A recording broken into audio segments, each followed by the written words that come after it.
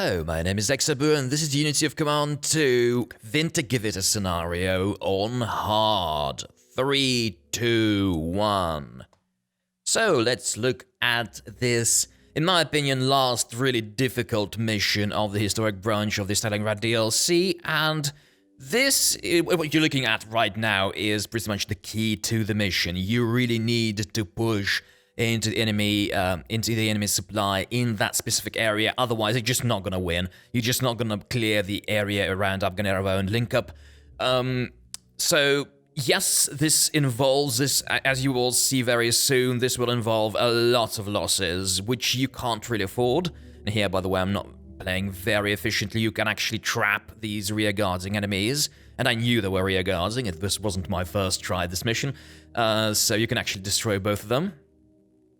And I'm trying kind of to salvage that. And so yes, those motorized divisions advancing out of the pockets in the Abganero area will die.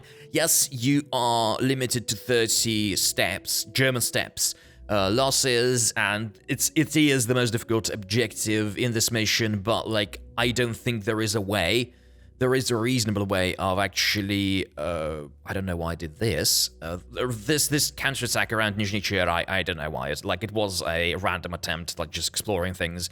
But like, this just turned out to be my successful playthrough of this mission. So yeah. So we'll have to see how it goes. And so yes, in these areas, as you can see, I'm just retreating, and here, generally with the Romanian and Italian sectors of the front, just like feed the Italians and the Iranians to the Soviets, and leave German troops in the better defensible and maybe slightly more critical locations, like the objectives themselves, because the German divisions have better stats and the Soviets will probably be deterred from attacking in them. But otherwise, don't leave them in the front line, because, well, obviously this will expose them and cause you to lose your, get you closer to failing on that objective. And as you will now see what happens around Abganerovo, and it sounds, not yet. Just not yet. So you will see that it looks very much like a failure and something that you should restart on. But these divisions, well, you kind of are going to see some of them in Rostov, the third Rostov, if you are good enough.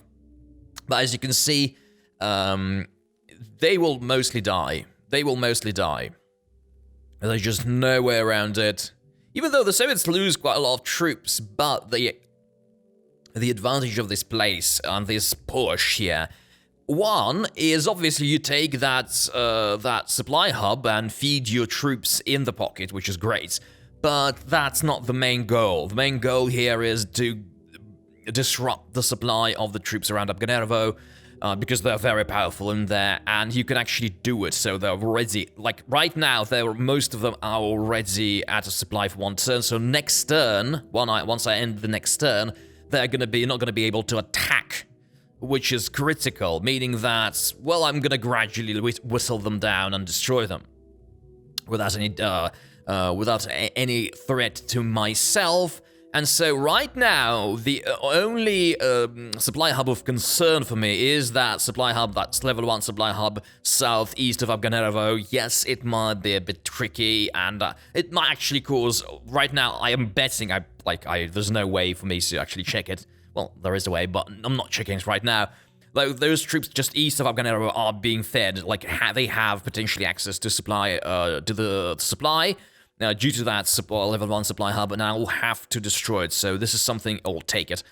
So this is something else that you have to go into. So on turn 2, in this eastern part of the front, pretty much go for the, what was the name of the objective? I don't see it. So the second turn 2 objective that you need to get on, what's happening? Oh yeah, the Shutovo objective, right? So you obviously need to go for that objective, but also disrupt the enemy supply in the east even further. Let's see how it goes. So I had weirdly a tank with, yes, I got my recon. And let's see if I succeed actually at taking that supply hub. Yes, I do. So right now, it kind of still seems a bit precarious, but remember that, like, most of the troops east and south of Abganerovo or around Abganerovo are not going to be able to attack next turn, so I'm really not worried. And there is a rear guard, so I don't need to hold Shutovo to succeed here. And I don't know what I'm doing with this tank division right now, so I'm just resupplying it and sending it back. So yes, it's it depends on what your Panzer 38 division, like the one I've got right now, just northwest of Morozovsk, how strong it is. What mine was pretty. Mine was pretty beat up by the beginning of the mission. I didn't have the resources to fully reinforce it. So I had to rely on the 2nd division, because sometimes if your Panzer 38 division is reasonably strong, I mean the German one, you can actually send the Panzer 3 division, the one I had like no clue at what I was doing there. So actually you could send it to the east, because east will involve the toughest fighting and will probably be the most likely reason for you to restart this mission. So some more reinforcements then. By the way, look at me destroying those bridges. And it's like you need to destroy a few bridges in this mission. It's a good idea because the Soviets will try and kind of penetrate into weird areas and squeeze itself, weasel itself into like making your life very, very hard. One thing I've found about like these defensive scenarios is that the AI is a bit too cautious, so they obviously not providing the AI with recon planes, and sometimes the AI is like advances a bit slower than I would advance, let's say, if I were on the Soviet side. But then they gradually, you really don't need to hold that entire salient around Nizhny Cher. And sort of, absolutely unnecessary retreat from there. It's a waste of troops. And so I mentioned feeding Italians to the Soviets, and this is what is happening, really. So at this point, let them push. I'm surprised at the numbers of Soviet troops in that area, because I didn't see all of them when I was playing it, and that's scary around Boguchar. It's oh my god, I don't know what to do there. I didn't know what to do. I wouldn't know what to do had I known that there was so many of them. So the rest, even though the kind of Boguchar area is not the most annoying and difficult, it's kind of easy to set up a defense around that objective, because it's hilly there. The Kantemirovka town. So it's hilly there, and it's the Victory Hex is a town, so it's not difficult to defend there, right? So it didn't worry me too much. The eastern part, as I've mentioned, is so much more difficult. As you can see, yeah, right now I'm not worried, and the AI is not doing anything because it knows it's failing. And it needs to maintain a front line, but at the same time, it can't do anything, can't attack or anything. Even though, and we'll see this later, the AI will create new supply hubs. Obviously, if your supply hub is taken, you lose it for 3 turns. So 3 turns later, you will get back your stuff. And so I'm gradually pushing in the link-up area, but you have to be extremely careful in that little salient south of the Gumrak-Stalingrad pocket, because the AI is somewhat zealous, somewhat jealous about you going into that general area. And it will counterattack, and in the and because there's no space in the pockets, so you will get cornerings. You'll get cornered by Soviet attacks, and it's not going to end well. And by the way, this is my Romanian tank moving northwest of Tatinska. Actually, I had to restart a mission once because a Soviet tank division actually pushed towards Tatinska and blocked my railway line and took Tatinska because it was not defended. And that road bridge was still intact, and you really don't need it. Actually pushing troops across that bridge, you just destroy it, and I think I will do it in this playthrough. So you get a bunch of reinforcements around Kantinerovka. It's not terrible. They're kind of useful, because eventually the Soviets will probably reach the railway between Milerovo and Kantinerovka. Oh, like it's Falblau too. And so that railway, yes, it's a bit vulnerable, and the Soviets are close enough to it to actually potentially block it. And I think they will block it in this playthrough. And so, so having a few fire brigades, like those tanks and everything, to counterattack and destroy any kind of breaches is a good idea, and it's something you should be prepared for. So that cavalry, those additional German divisions definitely are welcome. But here's me actually potentially making a mistake north of Morozovsk. So be very careful about defending the area around Morozovsk, and it kind of goes against your normal sensibilities if you're an experienced player defending in Unity of Command 2, whereby you kind of are generally better off defending hexes not just inside the objective, but also around it. So this will slow down. This works really well in Moscow 41, for example. Although in Moscow 41, you normally don't have to care about, and here's case in point. This is me just defending kind of Morozovsk, preventing them from reaching it, and losing troops. Normally, I don't think there is a mission in Moscow 41 where you need to conserve troops, right? So in Moscow 41, yes, just like create as many barriers between the enemy and your objectives, and you're gonna be fine, right? So here, it's a bit of a problem, right? So, because the Soviets they know that they want to destroy as many Germans as they can, right? So, to make you lose the mission, and they will push towards Morozovsk also. And the thing is that that area north of Morozovsk is not hilly, so actually they destroyed this weak division in the hilly hex, but otherwise it's plain hexes, so even with a T-gun step, it's up plopping their little supply hub. It's not going to help them. Yeah, they're very vulnerable. And the Soviets have Katyushas, they have infantry with Katyushas, infantry with engineers, so that AT step is not going to help. It's just not going to help. They'll just bring in Katyushas, blast it, get those two suppression, suppress the AT, and then push in tanks, and those guys will die.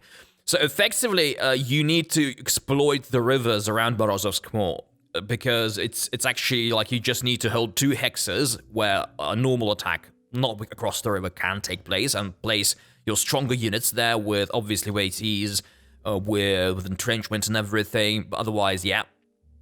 And then all of the rest, in all of the rest of the areas, and right now I'm really happily destroying all of these completely out of supply enemies. This is brilliant. And so. Oh yeah, nice to look at this. I have no words.